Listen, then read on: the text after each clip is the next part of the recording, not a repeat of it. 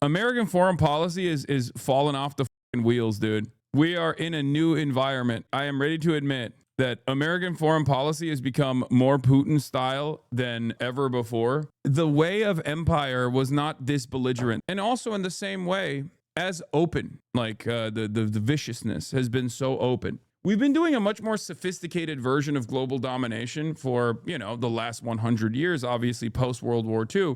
Wrong? We have always been like this? No. That's not true. That's literally not true. It is objectively untrue. We have never been this belligerent and this open about our naked ambitions. Like, that's why I'm saying the impact of it might have been the same, right? That's why I said we spent the last almost 100 years dominating the entire globe. This level of brazen imperialism, like no holds barred, base boosted, totally open about it, like just straight up saying no, we're doing it for oil, or no, we're doing it for natural resources, or it's just, I've never seen anything like it. Okay, twitch.tv/Hasanabi. Let's blast off another prediction down the drain. Okay, on the domestic front, your boys got it. On the foreign policy front, your boy had it a lot better last year. My predictions were 19 out of 20 last year. This year, it's cooked. Because the reasons as to why it's incredibly stupid to try and take over Greenland, it doesn't make sense, okay? It does not make sense from a traditional imperialist sense. The reason why I make these sorts of predictions is because I'm thinking about it like a dying empire that still has a good grasp on rational, clear-cut imperial mindset. This is a different meta. This is a different attitude. One of the things that I have consistently stated for you guys over and over again is the fact that Donald Trump is never going to rip apart NATO, right? Because it does not make sense. It makes no damn sense for America to just personally destroy its largest vehicle of imperialism. NATO has been sold as a security contract for a lot of these countries. You said the same thing about Putin, to be fair. Exactly. Because the invasion of Ukraine was an irrational act. The potential invasion or annexation of Greenland is also an irrational act, because I root my analysis in common sense. I assume that great powers, state leaders, no matter how crazy they might personally be, are still going to have some level of logic, some level of rationale in the way that they behave, because we're talking about state actors. It's not usually a unilateral decision-making process. There's no single man that goes, I'm doing it, right? And maybe with Vladimir Putin, there is a single man, but at least in America, there are a multitude of different financial factors at play that are supposed to be restraining the government.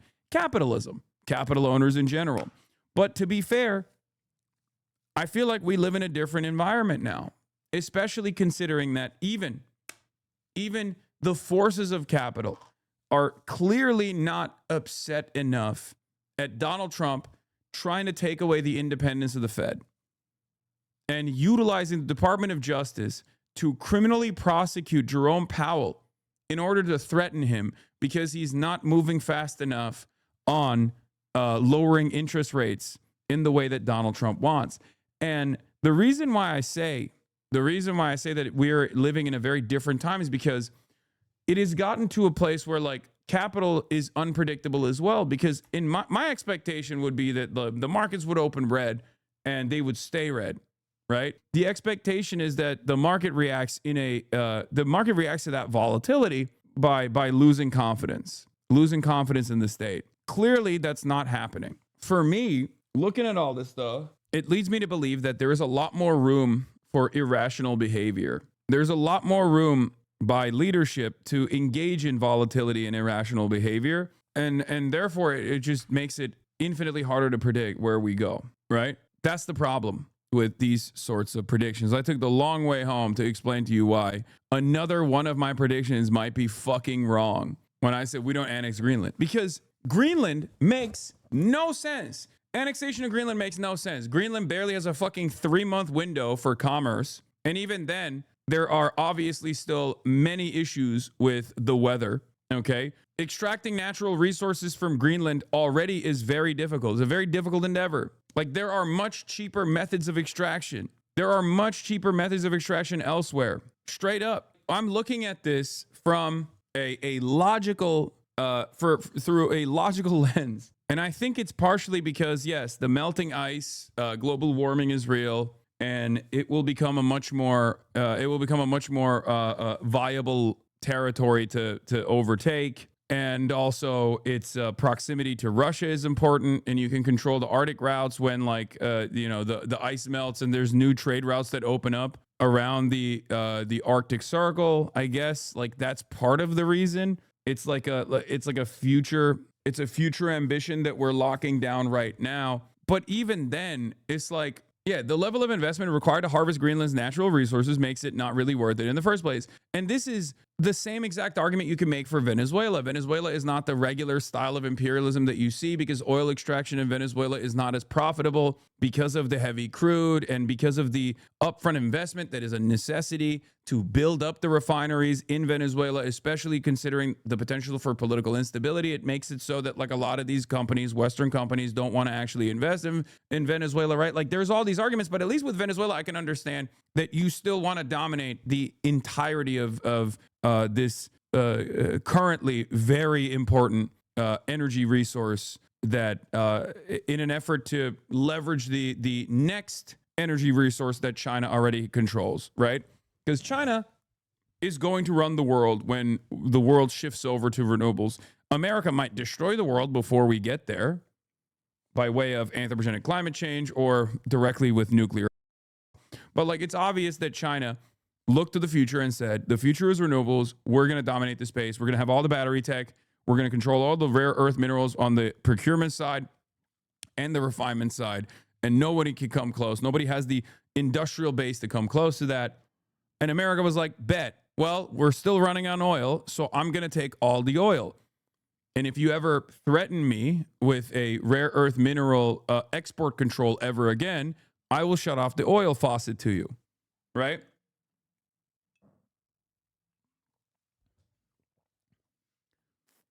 But this doesn't, like, my point is, even from an empire sense, Venezuela makes more sense than a permanent annexation of Greenland, especially when you already had military bases in Greenland.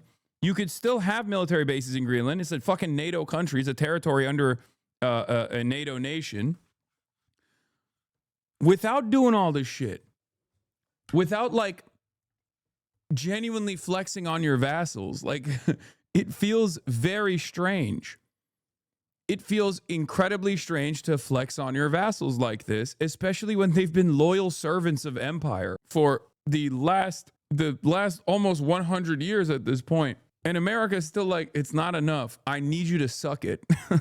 It's just, it does not make sense. It does not make sense at all. Danish Prime Minister, if Donald Trump attacks Greenland, it will be the end of NATO. I mean, yeah, it would be. It should be. We shall see where it goes. It does not make any sense. This is their only opportunity for projecting any kind of force. Well, this and also I guess, like, the tools of espionage that the Danish authorities have always had, working alongside the Americans closely with their operations. So I don't know what that means.